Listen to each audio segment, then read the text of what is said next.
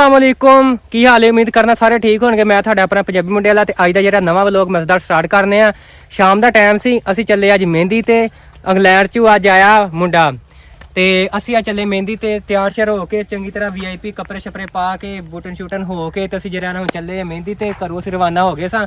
ਬਾਕੀ ਸਾਡੀ ਸਾਰੀ ਫੈਮਿਲੀ ਸਾਡੀ ਜਿਹੜੀ ਹੈ ਨਾ ਆ ਰਹੀ ਹੈ ਉੱਥੋਂ ਘਰੋਂ ਨਿਕਲ ਗਈ ਹੈ ਤੇ ਅਸੀਂ ਜਿਹੜਾ ਨਾ ਅਸੀਂ ਅੱਗੇ ਜਾ ਰਹੇ ਹਾਂ। ਅੱਜ ਮੈਂ ਕਿਹਾ ਅੱਜ ਤਾਂ ਵਲੌਗ ਬਣਾ ਲਈ ਤੁਹਾਨੂੰ ਨਾਲ ਦੱਸ ਦਈਏ ਤੇ ਅੱਜ ਇਨਸ਼ਾਅੱਲਾ ਤਾਲਾ ਬੜਾ ਹੀ VIP ਵਲੌਗ ਬਣਨ ਵਾਲਾ ਕਿਉਂਕਿ ਇੰਗਲੈਂਡ 'ਚ ਮੁੰਡਾ ਆਇਆ ਪਾਕਿਸਤਾਨ ਵਿਆਹਨ ਤੇ ਬੜਾ ਨਾ ਜਿਹੜਾ ਨਾ ਫਨੀ ਵਲੌਗ ਬਣੇਗਾ ਤੇ ਇੰਟਰਸਟਿੰਗ ਬਣੇਗਾ। ਤੁਹਾਨੂੰ ਉਧਰ ਜਿਹੜੇ ਲੋਕ ਨੇ ਉਹ ਕਿਵੇਂ ਪੰਜਾਬੀ ਬੋਲਦੇ ਨੇ ਤੁਹਾਨੂੰ ਨਾਲੇ ਉਹ ਵੀ ਦੱਸਾਂਗੇ, ਉਹਨਾਂ ਨਾਲ ਮੁਖਾਤਬ ਕਰਾਂਗੇ ਤੇ ਤੁਹਾਨੂੰ ਉਹੀ ਬੋਲੀ ਦੱਸਾਂਗੇ, ਠੀਕ ਹੈ।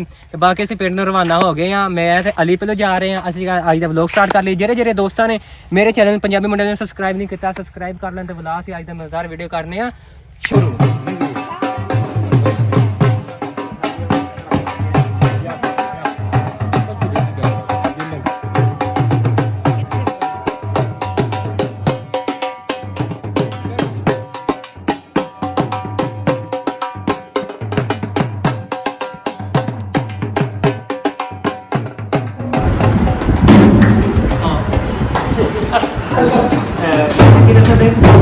मैं देखूँगा दो बंदे हैं यार पाकिस्तान में ज़्यादा इंग्लैंड की लफ्ज़ ना गए कोच आना कितना ड्रामा देख के वो बना के बनाता नहीं इंग्लैंड में बनता क्या इंग्लैंड का कोच इंग्लिश था पिज़्ज़ा बर्गर पाकिस्तान के हिसाब के नाल यही पिज़्ज़ा बर्गर कितना कॉफी है जो तुम ड्रामा देखते होंगे कितना वाइट जेरे कुड़ियाँ मॉडर्न आ जिदा बाहर चल जाते होंगे बात करिए ऐसा ही होता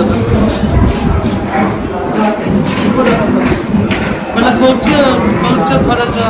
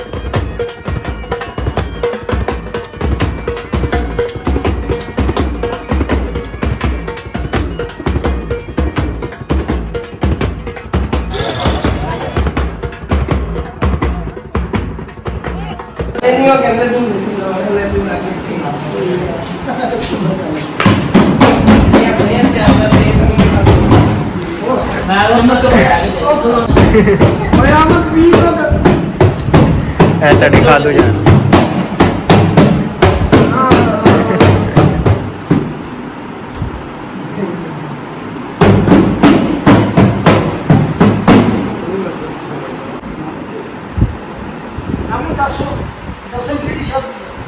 नहीं हो रहा भाई, मुंडा नहीं हो रहा हाले वाले भाई हो नाम मुंडा नहीं हो रहा हाले उमरे ले गाना चलाना फिर मुझे चाचे पुन्नू ने तन दसा कर लैन ओ मुंडा ने लगे हो मैं तुम दसता हां वो तने जंगलों लगा दे तू। हां जी बस यार आ जा मेरा बारी आ गई सी। आ जा यार। हां जी